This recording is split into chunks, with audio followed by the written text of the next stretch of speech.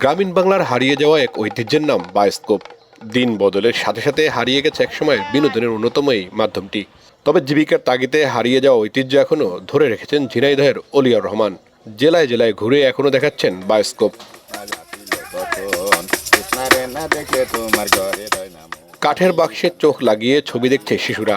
খঞ্জনি আর গানের তালে তালে সেই ছবির বর্ণনা করছেন এক ব্যক্তি।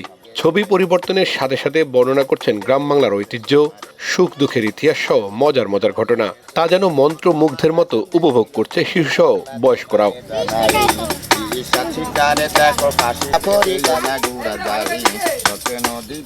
এটা পুরনো জিনিস, আমরা ছোটকালে খুব দেখেছি, কিন্তু আমাদের মাঝের থেকে হারাই গেছে।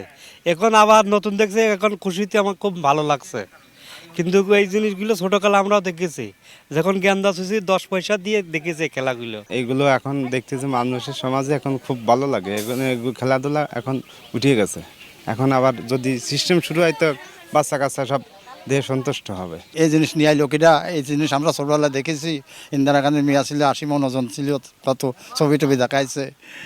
এটা আবার আজ দেখতেছি। বায়োস্কোপ নামের কাঠের বাক্সটি মাথায় নিয়ে ডুগডুগি বাজিয়ে অলিয়ার নামের ব্যক্তিটি ছুটছেন এক গ্রাম থেকে অন্য গ্রামে। জানান খুব একটা কদর না থাকলেও জীবিকার তাগিদে এখনো টিকিয়ে রেখেছেন ঐতিহ্যবাহী এই পেশাটি। 40 বছর আগে থেকে শুরু করেছিলাম, তখন মোটামুটি চলতো।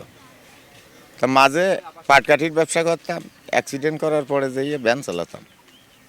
ভ্যান চালাতে চালাতে আবার একটা কষ্টে পড়ে সে ভ্যানও বিক্রি করে ফেলেছি। করি এখন মনে করলাম যে আবার কিছুদিন ঘুরে বেড়া দেখি। তা যেভাবে চলে তাতে সংসার চালানো খুব কঠিন ব্যাপার হয়ে গেছে। আগেও যে গান বলতাম সেই গানের সুরই বলিতে বলার ভিতরে কাজের ভিতরে হচ্ছে কি, আগে যে বিভিন্ন ছবি পাওয়া যেত এখন পাওয়া যায় না।